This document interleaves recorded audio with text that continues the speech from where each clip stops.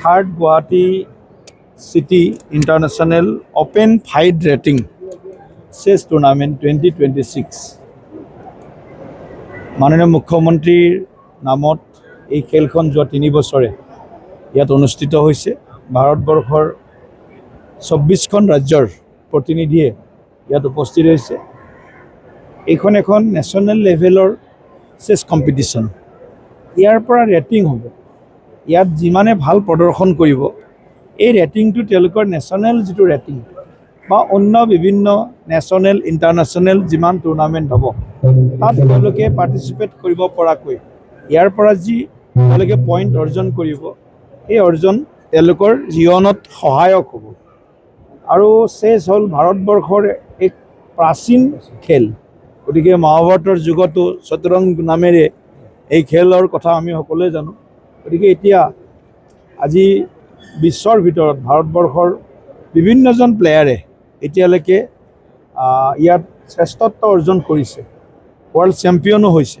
গতিকে মই ভাবোঁ যে এইটো সুন্দৰ এটা প্ৰয়াস কৰিছে অল ইণ্ডিয়া চেছ federation, mister Narang national president, আমাৰ মুকুতা ডেকা ষ্টেট প্ৰেছিডেণ্ট, আৰু মুখ্যমন্ত্ৰীৰ নামত যিহেতু এই খেলখন উৎসৰ্গা কৰিছে। গতিকে নিশ্চিতভাৱে এই খেলখনে আমাৰ সম্ভাৱনাপূৰ্ণ বহু চেছ খেলুৱৈক এই টুৰ্ণামেণ্টৰ পৰা জন্ম দিব। আৰু অসমৰ পৰা বিশেষভাৱে আমি আশা কৰিম যে এইবাৰ অসমে সৰ্বশ্ৰেষ্ঠ প্ৰদৰ্শন কৰক, যাতে ৰাষ্ট্ৰীয় স্তৰত আমাৰ খেলুৱৈ জিলিকি থাকে। প্ৰথমবাৰ অসম আৰু উত্তৰ পূৰ্বাঞ্চলৰ মাষ্টাৰ্ছ 2 প্ৰথমগৰাকী ব্যক্তি চিলেক্ট দিছে মায়ংক চক্ৰৱৰ্তী। তেওঁলৈকে আমি শুভেচ্ছা জ্ঞাপন কৰিছোঁ।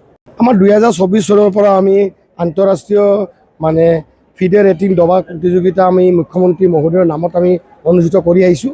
এইখন আমাৰ তৃতীয় মুখ্যমন্ত্ৰী কাপ। আজি উদ্বোধনী অনুষ্ঠানত আমাৰ ছত্তীশগড়ৰ ৰাজ্যপাল মাননীয় ৰমেন ডেকা ডাঙৰীয়া আহিছিল, মাননীয় সাংসদ তথা বিজেপি ৰাজ্যিক সভাপতি দিলীপ শইকীয়া ডাঙৰীয়া আহিছিল, গুৱাহাটী লোকসভা সাংসদ মাননীয় বিজুলী বাইদেউ আহিছিল, আৰু আমাৰ অল ইণ্ডিয়া চেছ ফেডাৰেশ্যনৰ আমাৰ ৰাষ্ট্ৰীয় সভাপতি নীতি নাৰায়ণ ডাঙৰীয়া আহিছিল, আৰু উত্তৰ পূৰ্বাঞ্চলৰ কেইবাখনো ৰাজ্যৰ পৰা সভাপতি সম্পাদক আৰু অসমৰ বিভিন্ন জিলাৰ পৰা সভাপতি সম্পাদকসকল আহিছিল, আৰু 24খন ৰাজ্যৰ পৰা খেলুৱৈ অংশগ্ৰহণ কৰিছে। সঁচাকৈ গোটেই ভাৰতবৰ্ষ আজি অসমত গুৱাহাটীত আহি পাইছে।